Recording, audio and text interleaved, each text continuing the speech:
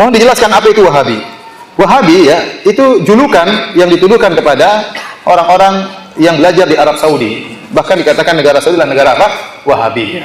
Dan benar ya, kalau kita mau lihat ya, Arab Saudi mereka sangat menghormati Muhammad bin Abdul Wahab. Syekh Muhammad bin Abdul Wahab adalah seorang ulama yang sangat dihormati oleh ulama Saudi. Kenapa? Dia pahlawan.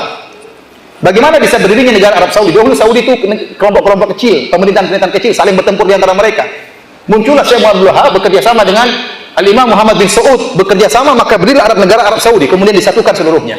Makanya Muhammad bin Abdul Wahab di mata orang Saudi seperti tuanku Imam Bonjol di mata orang Indonesia. Artinya wajar jika mereka menghormati, karena pahlawan, bukan cuma sekedar ulama tapi juga apa? Pahlawan yang dengan jasa dia berilah kerajaan Arab Saudi. Namun orang-orang Saudi tidak ada yang fanatik sama Muhammad bin Abdul Wahab kalau saya tidak diikuti. Dia adalah ulama bermadzhab Hambali sebagaimana ulama-ulama yang lain. Kita pun di Arab Saudi tidak fanatik dengan, saya belajar di Universitas Madinah, saya tidak fanatik dengan Muhammad bin Abdul Wahab. Oleh karenanya kita pun belajar di sana fikih 4 mazhab. Kita tidak belajar mazhab Hambali. Padahal Saudi bermadzhab apa? Hambali. Dan ada guru-guru kita dari ulama Saudi yang mengatakan pendapat masalah ini lebih kuat mazhab Syafi'i, masalah lebih kuat mazhab apa? Maliki. Tidak ada fanatik sama sekali. Meskipun mereka bermadzhab apa? Hambali. Adapun orang-orang yang hasad kepada kerajaan Arab Saudi, dan banyak yang hasad, terutama orang-orang Syiah sangat hasad kepada kerajaan Arab Saudi. Kita bilang Arab Saudi dengan penuh kekurangannya, namun dia adalah negara yang terbaik yang ada sekarang. Syariat Islam ditegakkan, meskipun tidak sempurna, pasti ada kekurangan. Alhamdulillah, yang berzina dihukum, yang mencuri dipotong tangannya. Alhamdulillah, orang-orang menutup aurat. Alhamdulillah, tidak ada tempat-tempat pelacuran. Kalau ada ditangkap ya. Ada tempat pelacuran yang sembunyi-sembunyi di rumah-rumah. Saya pernah punya teman kepala Hayat Amar Ma'ruf Nahi Munkar. Dia mengatakan kepada saya, Firanda, ini bulan Ramadan saya berhasil tutup 30 rumah-rumah yang dijadikan apa? Tempat pelacuran. Tidak resmi semuanya. Ya, maksud saya, tapi tidak ada terbuka, dibolehkan, tidak ada. Alhamdulillah. Di mana-mana sholat masjid penuh di mana-mana. Alhamdulillah. Ya, orang negara yang sangat aman. Taruh mobil gitu dinyalain masuk masjid, nggak ada yang nyuri mobil tersebut. Di Saudi seperti itu. Saya pernah sampaikan ya, saya pernah mau keluar dari rumah, ada mobil di belakang saya, ngalangi mobil saya. Orang Saudi ngawur ini, parkir sembarangan. Maka saya datang ke mobil tersebut, saya buka, saya bel-bel. Mobilnya nyala, ada BlackBerry di sampingnya. Nggak ada orangnya. Akhirnya saya naik, saya mundur ini. Kemudian baru saya keluar, baru saya majuin lagi, baru saya pergi. Coba kalau Indonesia, minimal BlackBerry-nya hilang. Yang jelas mobilnya juga hilang. Bayangkan sambil nyala dibiarin begitu saja. Di sana susah. Alhamdulillah. Bukan berarti tidak ada pencurian mobil, ada, tapi kecil, minimal. Artinya kebaikannya sangat banyak. Belum lagi bagaimana khidmah pelayanan terhadap jemaah haji, jemaah umrah luar biasa. Pembagian sana gratisan sangat banyak. Saya lihat sendiri pembagian gratisan. Sampai jemaah-jemaah umrah, jemaah haji yang plus, yang kaya raya juga kalau ada pembagian gratis rebut-rebutan. Benar, saya ini jemaah plus. Saya bimbing mereka kaya raya, pembagian gratis, mereka juga semangat padahal mereka kaya raya. Namun kalau gratis itu menyenangkan ya. Jadi luar biasa, kekurangannya jelas ada, kekurangan jelas ada. Kemudian timbullah isu-isu bosnya orang-orang Wahabi suka menumpahkan darah sampai bikin buku judulnya apa, sejarah berdarah sekte Wahabi. Ya, tuduhan yang macam-macam. Apakah ada orang-orang kita waktu berhaji berumrah ketakutan di sana, takut dibunuh sama orang Wahabi? Enggak ada, justru aman kalau di sana. Justru sampai ke Indonesia mana kita ketakutan, dicuri, diambil, dirampok ya, macam-macam, pagar harus dikunci, mobil hilang ya. Di sana tidak ada ketakutan sama sekali. Apa yang ditakuti?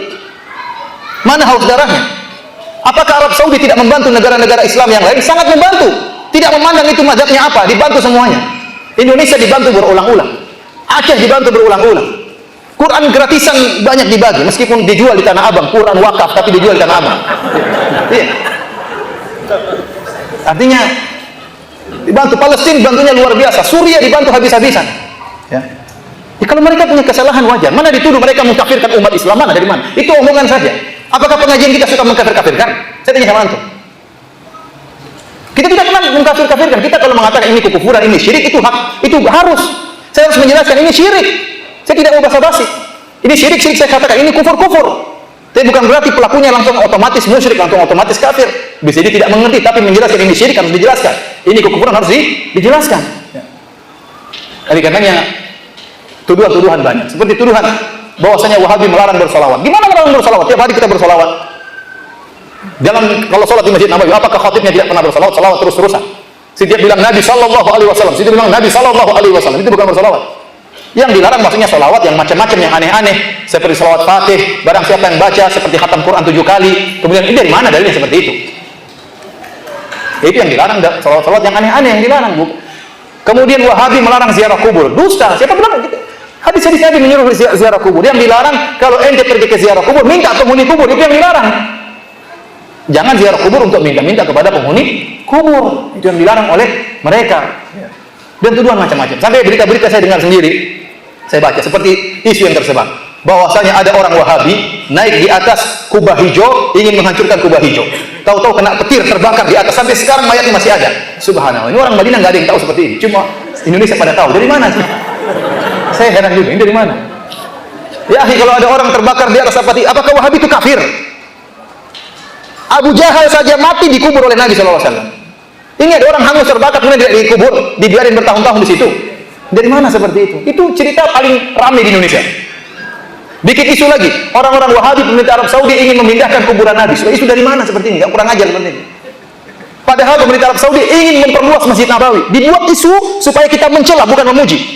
Harusnya pemerintah Arab Saudi ingin melebarkan Masjid Nabawi. Bayangkan berapa duit yang mereka keluarkan. Hotel-hotel besar mereka bayar, ganti.